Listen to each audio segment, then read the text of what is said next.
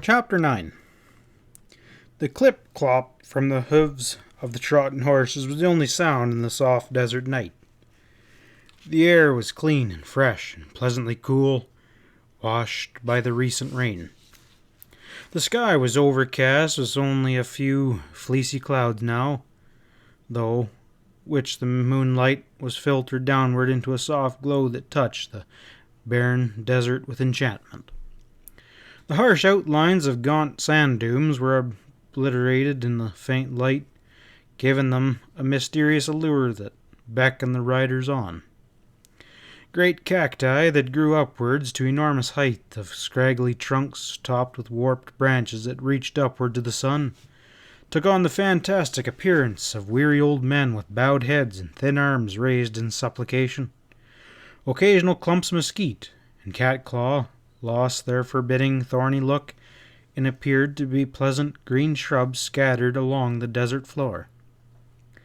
Moonlight on the desert is a mystical experience for any man, and has a way of evoking a brooding sense of reverie that sweeps over the obtrusive realities of life and brings a cautious feeling of contentment to those who live close to nature and respond to her varying moods.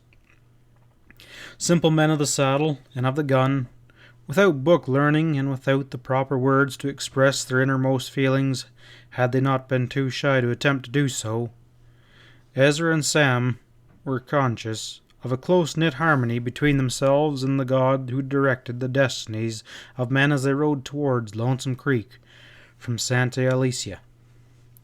Either man would have been ashamed to utter such words had he thought them out consciously, but the quality of kinship was there, expressing itself in a sublime faith in itself, and all in their abilities to override all obstacles that might confront them on the trail ahead. What those obstacles would be, they had not the slightest idea. As yet, they scarcely knew why they were in Santa Alicia. They'd ridden south with the vague idea that Pat Stevens might need their help. They wouldn't have called it a questful impulse that had thrown them into the white heat of danger. To them, the motive had been much simpler than that. A friend was riding into danger, and they, perforce, were riding with him. Tonight, Death had brushed them with his black wings, but Death had often been their trail companion before. They knew that every man must die, and that no man dies until his time was come. The complexities of living and dying become just that simple when men ride the desert at moonlight, and their silence and beauty amongst them. After more than an hour of steady riding, they began to leave the sand dunes behind them, and entered into the rolling foothills of the mountains far northward. Sam broke the silence that had enveloped them since leaving Santa Alicia. Ought to be coming on to Lonesome Creek about here. That Mex said it was about 6 mile. I reckon it can't be much further. Ezra hesitated, then asked, "Did you mind what the deputy sheriff and cadre said about another feller turning up at Higgins' ranch tonight?" Yeah, I heard him. You reckon it might have been Pat? I reckon it couldn't be nobody else. Pat was ahead of us all the way, but we didn't see nothing of him at Santa Alicia. He said something about the gang carrying Pat off, Ezra mused. Yeah, with a girl. Reckon maybe we'll carry back an earful for Sally, chuckled Sam Wiggly. This looks like the place the Mex told us about. Ezra reined about on the edge of a tiny stream trickling out from the mouth of a wide, shallow canyon. It does look like Lonesome Creek, all right. Of course, we don't exactly know where on Lonesome Creek that Henry feller ought to be hiding out. Reckon if we follow her up into the hills, we'll come upon something. Let's follow her, Ezra said, and then headed his horse into the wide canyon. Sam Salone spurred his horse up beside Ezra's, and they jogged along in silence for another long period. They didn't exactly know what they were looking for up the creek. They had heard Jeff Cadre and Clarence Adams agreed that one of them should ride out later and contact a man named Harry with some sort of a warning. And there had been a vague hint that Pat Stevens and some girl might have been taken up the creek by Harry. Both men had a crazy hunch that they might be riding towards the headquarters of the gang, and it was this hunch that kept them riding confidently forward. They wanted desperately to come to grips with a substantial enemy, one that would stand up and fight instead of dissolving into nothingness. "You ever hear of the feller Lacy they were talking about tonight?" Ezra said after a long time. "It seems to me that I have." Sam's tone indicated that he'd been giving that particular subject a great deal of thought. "But I can't just remember what I heard about him," he ended lamely. "I can't remember whether 'twas good or bad." "I'm betting it was bad. Way they talked, he's got some kind of clean-up figured here."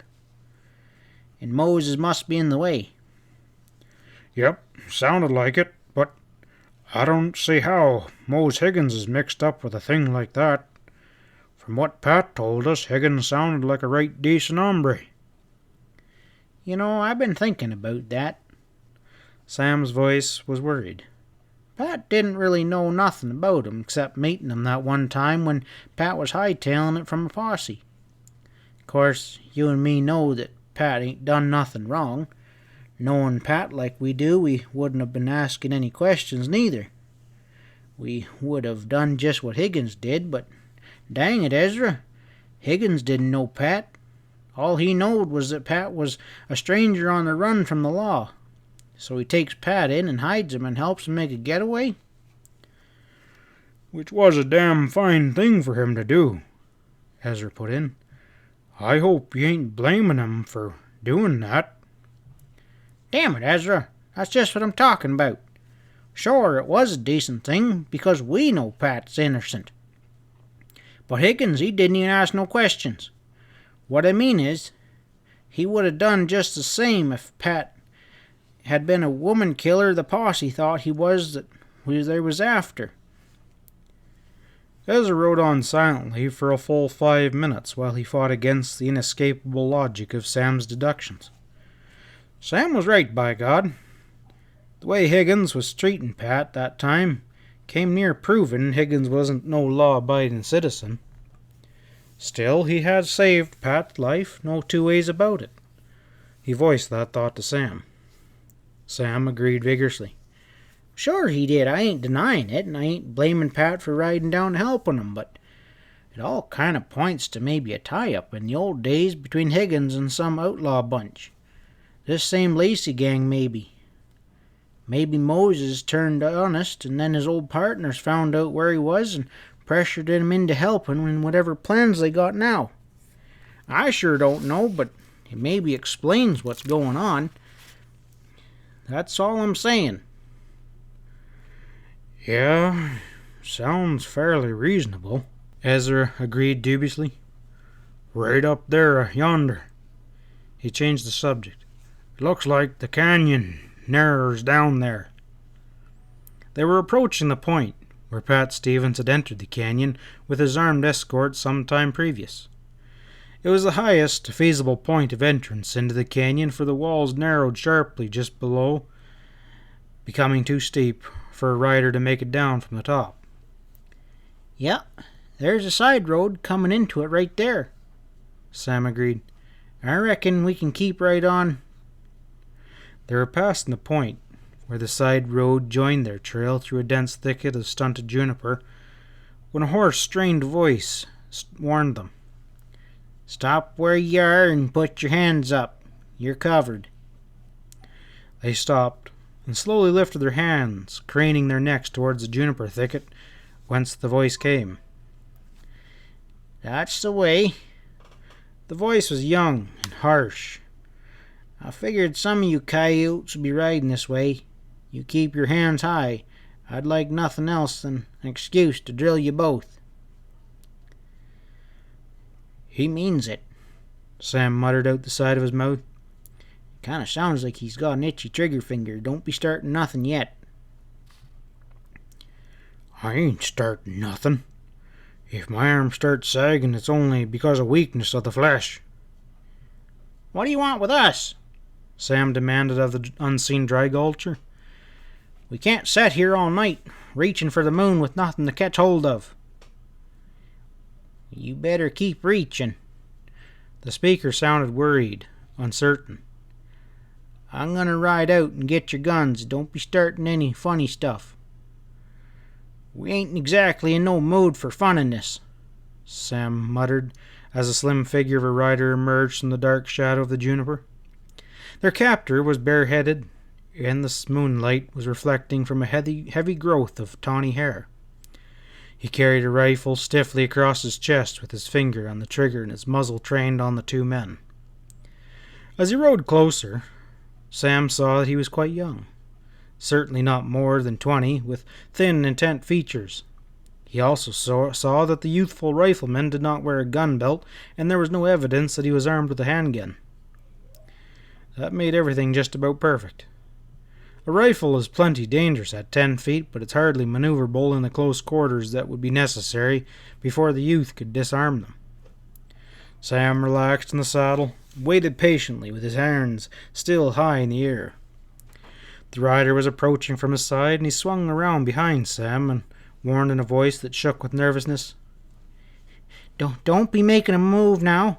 I've got you covered every minute, and your partner too, he added as an afterthought. Sam growled. All right, kid, I ain't studying about eating lead from that rifle. The lad was close now. Sam turned his head slightly and caught a glimpse of the muzzle just below his right arm, and he flailed downward with his arm, knocking the muzzle away and catching it in his hand near the front sight. At the same moment, acting with uncanny coordinates, which always prevailed between the two while in a tight spot, Ezra spurred his horse sideways and caught the slim wrist of the youth in a bear hug, and lifted him clear of the saddle, panting, All right, Sam, I got him. Sam gave the rifle a jerk that broke it from the youth's grasp. Helpless in Ezra's arms, the youth was sobbing with rage and frustration. Sam dismounted and said grimly, Drop him down here to me, Ezra. We can have us a little chat. He caught the lad by the shoulder as Ezra dropped him and demanded sternly, What's the idea throwing down on us like that? Damn you to hell and damnation. I've been laying for you for more than an hour. I knew you'd be heading up for Lonesome Creek. Is that where you got Helen? You tell me the truth. Is that where she is? Whoa now, Sam admonished. 'Pears to me you got us tangled up with a couple other fellers. Who's this Helen you're talking about, and what's she got to do with us? Helen Higgins. As if you don't know. You hear that, Ezra? I reckon this young feller can tell us some things we need to know. What makes you think Helen Higgins is up there on Lonesome Creek? He asked the boy sharply. Because I think that's where the hideout is, and I've been watching it the last couple weeks. Whose hideout? The Lacy gang, of course. Well, that's what we thought too. Sam shook the lad.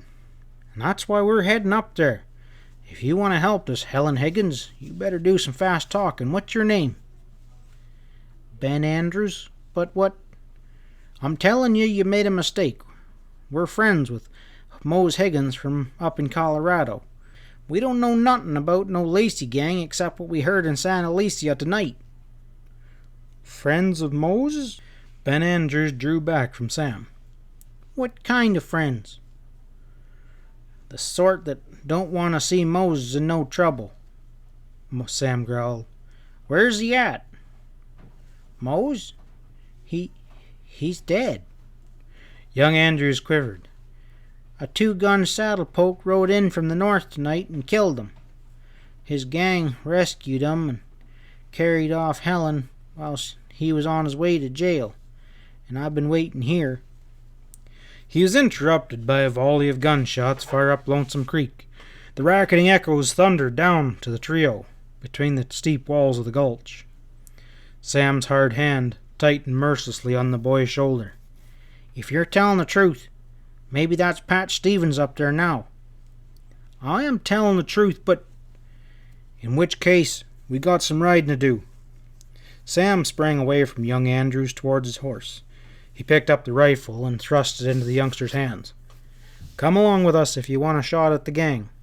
The young puncher hesitated for a moment. The first volley of shots up the creek had settled down to a steady crackling now.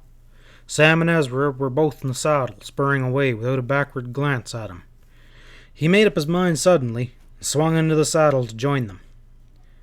At least, there was the promise of definite action by following them up Lonesome Creek. End of chapter 9.